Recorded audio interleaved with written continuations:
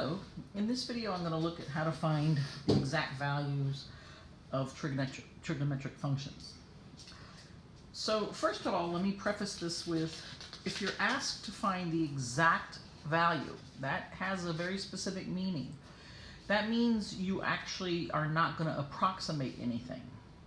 You're going to give an exact value. So that means if you have a root, like a square root 3 or something like that, you leave it that way as a square root, because if you were to approximate it, then you would all of a sudden be chopping off some decimals. So exact value means you're using the square roots, okay? And let me just kind of also mention what you're supposed to know. There's not actually a lot. So what happens is, you should have seen, I think, the derivation of the lengths of only two different right triangles. So what you have is, you either have a right triangle where you have a 45 degree and a 45 degree. Of course, these two have to add up to 90. And if we assume the radius is 1, then this is going to be square root 2 over 2 and square root 2 over 2, right? So that's one that you have to know. The other is a 30, 60, 90 triangle. So let me kind of exaggerate it so we really have a long side and a short side. I'm sorry, it's kind of wobbly, but so this is the small angle, so that's going to be the 30-degree angle, and the small angle is going to form the shorter side, which is a half. The bigger angle, 60, is going to form the larger side, which is square root 3 over 2. And always across from here is the radius, right, 1. Now let me just mention, I know that square root 3 over 2 is bigger than a half, a couple of different ways. Well, first of all, if I look at the square root of 3, it's a number bigger than 1, right? So what we have is, when I write square root 3 over 2, and I want to compare it to a half, this is square root 3 times a half, right? And relative to a half, since the square root 3 is a number bigger than 1, I'm multiplying a number bigger than 1 to the same quantity, a half. So obviously this is going to be bigger. So the longer side is square root 3 over 2. And of course you could always just do this. Square root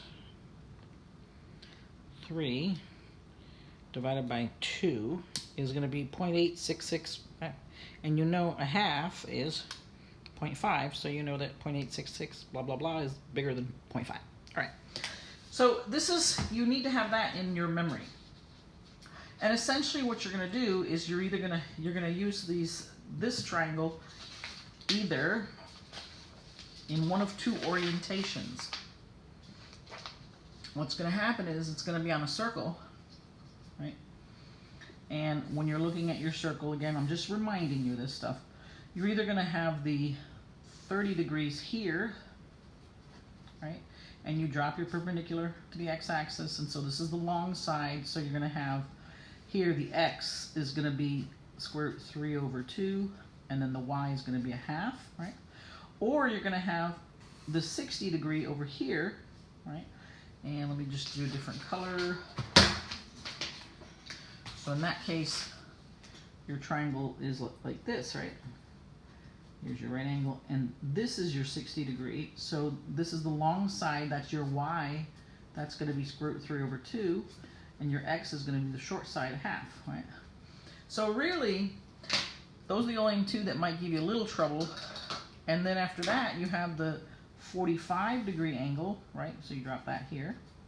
And this one, the 45-degree angle, is square root 2 over 2 and square root 2 over 2, right? The x and the y are the same length because they're formed by the same angle. So the angles are the same size, therefore the lengths of the sides that they form are going to be the same also.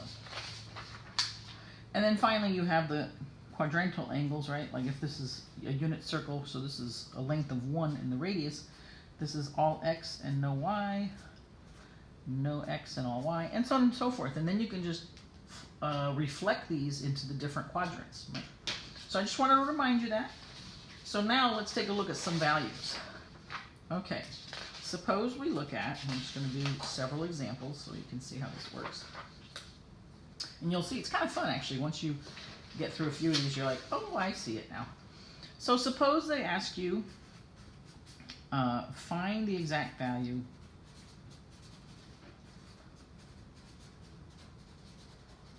of sine of, let's see here, 1500 degrees.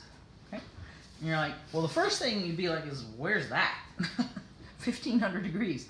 You're really probably more familiar about angles from 0 to 360. So you want to find out, what is this the coterminal angle of?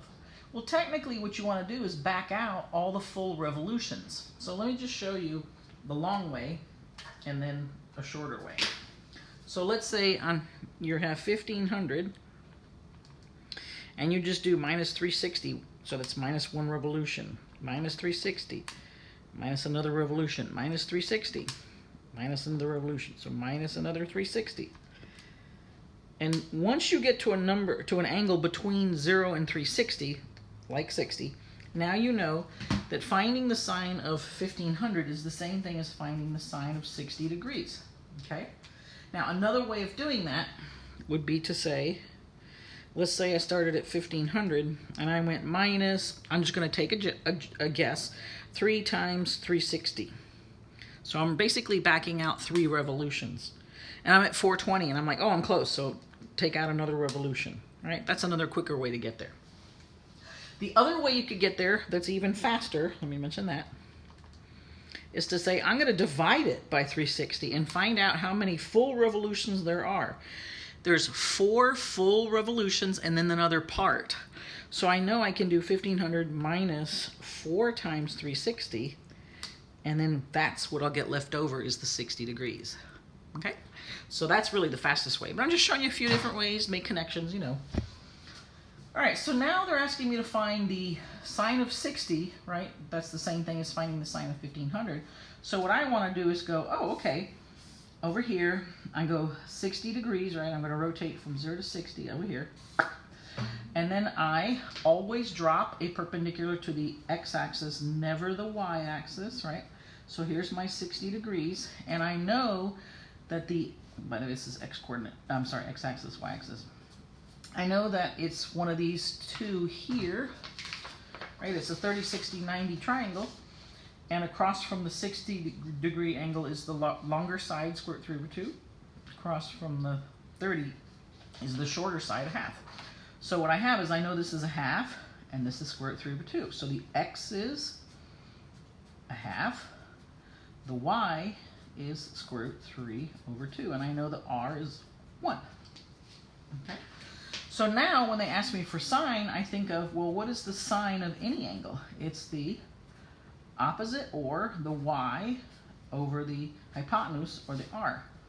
So then I go, oh, okay, well, what's the y?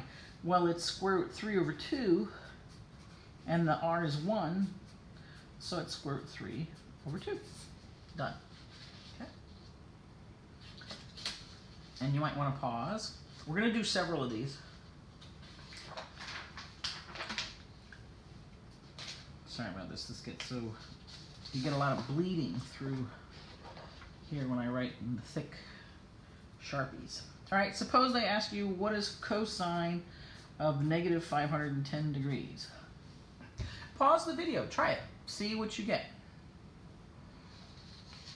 Okay, so hopefully you've paused it, got an answer. So here's what I would do. I would put in negative, and remember that negative sign is this one, not that one. This is the operator. This is saying that a number is negative. So negative 510, and let me go ahead and divide it by 360. So I get negative 1.4. So basically it's 1 full revolution in the negative direction plus a little extra. So let's just see, negative 510 plus 2 times 360, because I have to compensate and go beyond it, right? So I'm going to go, that's the same thing as 210 degrees. Now, if for some reason that didn't make sense, you can just do this, negative 560 plus 360. And you're like, oh, I'm getting closer. I'm only at negative 150. Add another 360. There it is, 210. Okay. So finding the cosine of negative 510 is the same thing as finding the cosine of 210 degrees. Okay. So now you're like, okay, where's that? So I'm here. Here's my x. axis, my y-axis. This is 0, this is 90, this is 180, right? Here's 270, this is 0, it's also 360, right? All right, so I'm rotating, and whether I rotate 210 degrees, which is what? You go here, you're like this, and you're passing 180 by a certain amount, right? And then you drop to the x-axis and form your right triangle. But you know you're at here, what, 210 and 180, and your angle is between the terminal side and the x-axis. This is the angle. So you're looking at the difference between rotating all the way out to 210 and rotating to 180. So what's 210 minus 180? That's 30 degrees. So this is a 30-degree angle. Okay. Basically, rotating positive 210 degrees is the same thing as rotating negative 360 and then going on further to negative, all the way to negative 510. You're going to end up in the same position, right? So really finding the cosine of 210 is honestly the same thing as finding the cosine of 30 degrees and then compensating for the plus or minus. The fact that in here in the third quadrant, x is negative and y is negative. So you just have to compensate for that. So think about what you would get if you continued this line, right, and you had a 30-degree angle and you dropped here to the x-axis. Well, across from the 30, remember, here's your basic 30, 60, 90 triangle. Across from the 30 is a half, and across from 60 is square root 3 over 2. So across from 30 is a half, and this would be the 60, would be square root 3 over 2, right? So what you know is your x is square root 3 over 2, and your y is a half, which means that on this side, what would you have? You'd have x would also be square root 3 over 2, but it would be in the negative direction. And y would also be a half, but it would be negative, right? So this length would be negative a half, this length would be negative square root 3 over 2, right? So now that you have your coordinates, and basically your lengths, right? Now you're ready to say, well, cosine of 210 is defined as x over r, but that's x negative square root 3 over 2 over 1, which is negative square root 3 over 2. So that really is, so cosine of negative 510 degrees is the same thing as cosine of 210 degrees, which is negative square root 3 over 2. And that's the exact value, right? You leave the square root. That's what they mean by exact value. Okay? All right, let's find the exact value of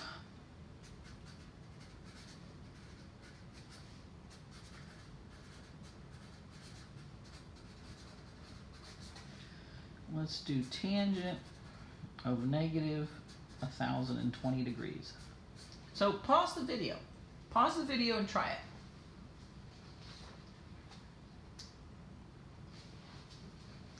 So what I would do is negative 1020 and divide it by 360. And it's 2 revolutions, almost 3 revolutions in the negative direction. So I want to add 3 full revolutions. So I'm going to go negative 1020 plus 3 times 360. And what I'm doing is I'm adding full revolutions to get the coterminal angle that I'm familiar with. And that's going to be 60 degrees. So essentially, finding the tangent of negative 1,020 degrees is the same thing as finding the tangent of 60 degrees. Okay? So I'm going to go here, and I'm very visual, so I draw myself a picture every time. So here's 60 degrees, right?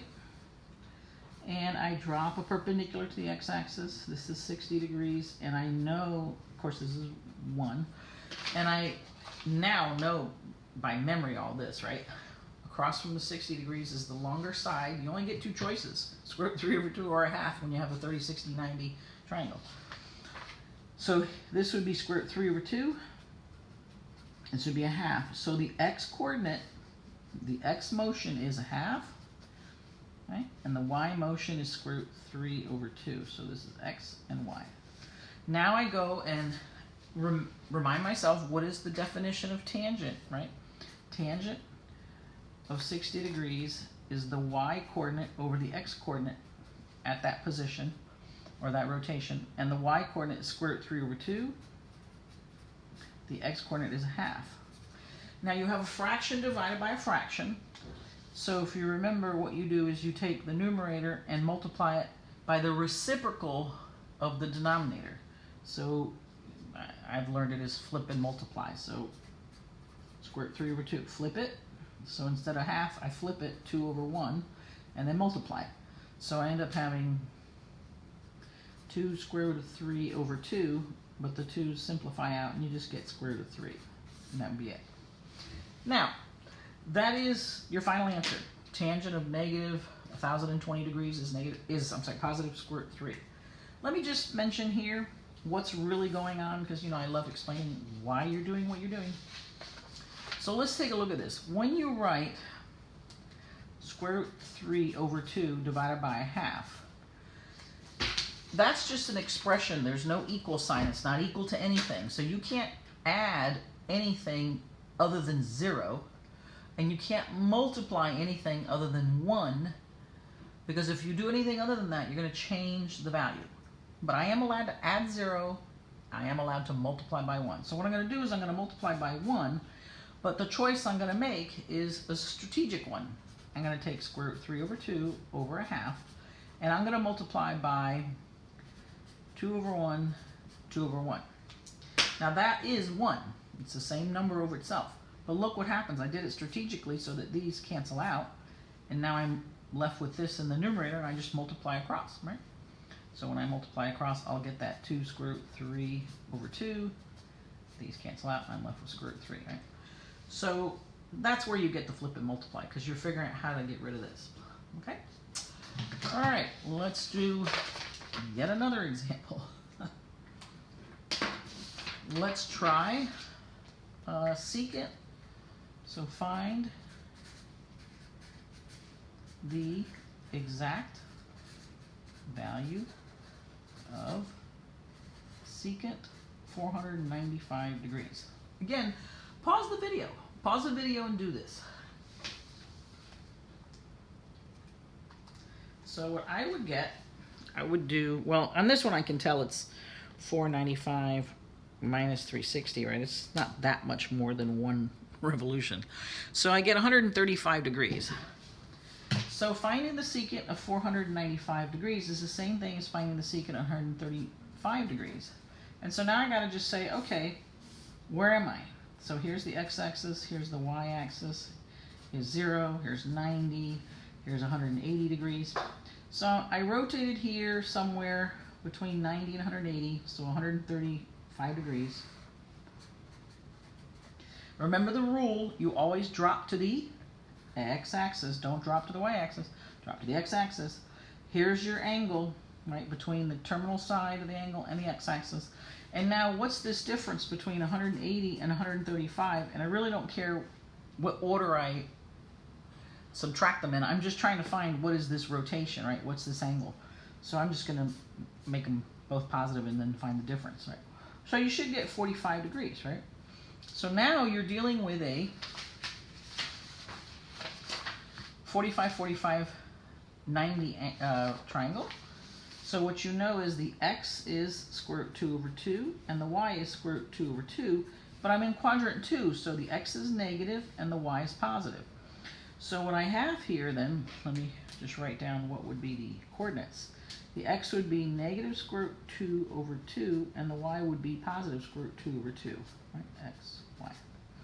And now I go to the definition of secant. Secant of 135 degrees is defined as the radius r divided by x. So r is 1, x is negative square root 2 over 2. So now you have to rationalize and all that other stuff, because if you flip and multiply, you're going to have 1 over 1 times, flip it, you're going to have a negative, and you're going to have a 2 over square root 2. Right? So that's going to give you a negative 2 over the square root of 2. But you can't leave this here in the root in the denominator. You have to rationalize it. So again, you're going to multiply by 1, but you're going to do it strategically. I'm going to multiply by square root 2 over square root 2. So that's 1. I'm not changing the value. And now when I multiply across, I'm going to get negative 2 square root of 2 over the square root of 2. I'm sorry, not over square root 2. Sorry. Over, the whole reason I did it was to get rid of the root in the denominator. But a square root 2 times a square root 2 is 2. Okay? And now what do you know about these 2's? Well, this 2 cancels that 2 out, and you're left with just the negative square root 2. And that's your answer. So what you know is the secant of 495 degrees is negative square root 2. Okay? And let's do one more.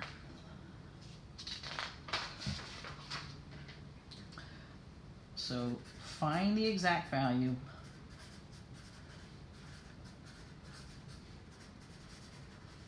of cotangent 570 degrees.